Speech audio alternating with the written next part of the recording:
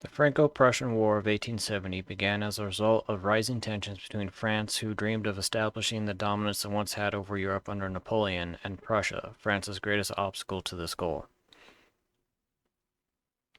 Prussia, under Otto von Bismarck, had been working for years to unite the separate German states under one empire, which the French strongly opposed. Some historians state that Bismarck deliberately provoked the French into declaring war on Prussia, but there is no evidence to definitively prove this. Although it has to be said that what better way to unite a people than against a common enemy.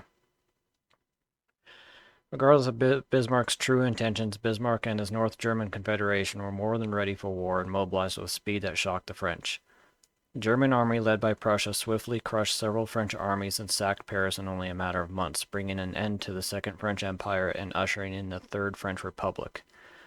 The German army, which was larger, better equipped, and better trained, defeated the French so soundly that it would leave France traumatized for the next 70 years due to the fear of another German invasion. The fallout of this brief but pivotal war would change Europe drastically and set the stage for World War I. France would lose some territory in Alsace and Lorraine, but more importantly, the resounding German victory caused the separate German states to unify under a single government and form the German Empire under Kaiser Wilhelm, finally accomplishing Bismarck's dream and France's nightmare.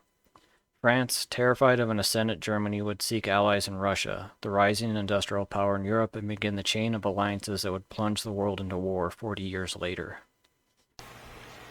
Welcome back, Axis and Allies players. This is NATO and the CIC, and this is the Franco-Prussian War, where Otto von Bismarck unifies Germany. It's a brief war, very quick. It would see Napoleon III deposed and the start of the Third French Republic, because France didn't do so well in this war historically. They kind of got their butts kicked. As you see, Prussia has unified the various German states, forming the German Empire. And France desperately trying to hold them off. Like I said, it's a short war. It's only 2 rounds. But it would have very drastic consequences for the world, because this would solidify the unification of Germany, forming an empire, put a Kaiser on the throne, and this would have direct repercussions for World War I, because this would mean an ascended Germany, and France getting so demolished would make France terrified of Germany, and that would pretty much dictate French policies and politics for the next 40-some years, 30, 40 years. It would push France to form an alliance with Russia, specifically to bracket Germany in the middle, and so on and so forth, but we'll get into that mess later. For now, we'll get to the first round of the Franco-Prussian War. No new technologies, but everything from previous scenarios carries forward. So now there is rifling, there is railroads, stipulation: if Prussia takes Paris at any time, it is an automatic Prussian victory. Does not matter what else is going on. Short of that,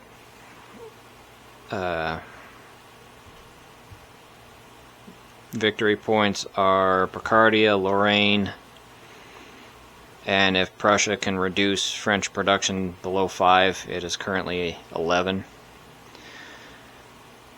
So we will get to rolling some dice and see who wins. See you then. Welcome back, Axis and Allies fans. This is NATO and the CIC, and we're at the beginning of the spring of 1871, last turn being the fall of 1870. And Prussia took its army and split it, sent 5 infantry to attack Picardia. Got no hits for the price of 1 hit on themselves, and then took the rest of its force down into Lorraine, attacked and took it. So Prussia has control of Lorraine and is on Paris's doorstep. And then Prussia put down 5 cavalry, because that's the only thing that can get to the front in time to matter. In response, France took its infantry from Normandy, moved up to Picardia, and counterattacked.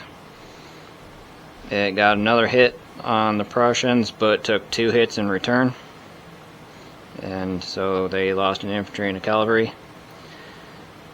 And then they pulled their infantry from Bordeaux and Marseille into Paris to help defend Paris, because Paris is now open to attack.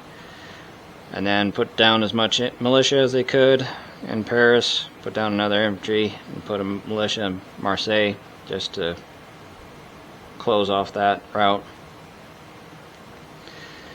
And that's it.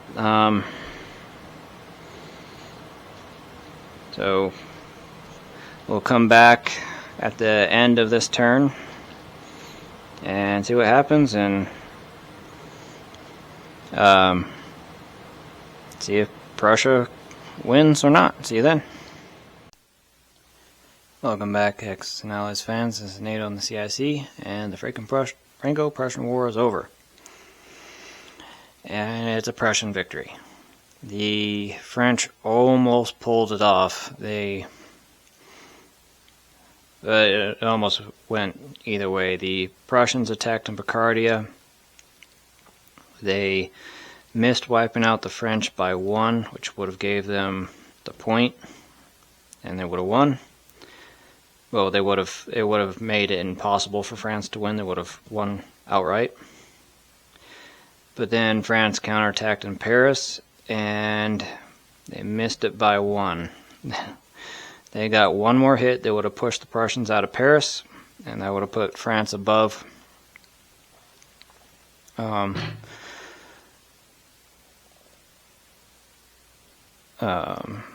above 5 IPCs in production, and France would have won. But because the Prussians were able to hold on in Paris, they'll win with a 2-1 victory in points. And so what that means going forward is France will have to cede a portion of Lorraine to the now unified Germany. So Prussia ceases to exist, and in its place the German Empire is born.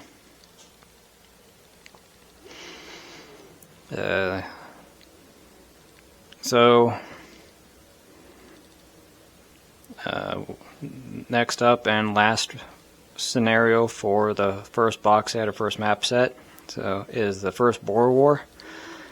So we'll reset for that. It's another quickie, and that'll be it for the first map for what we're calling the Colonial Wars box set or map set. So we'll retool and see you then.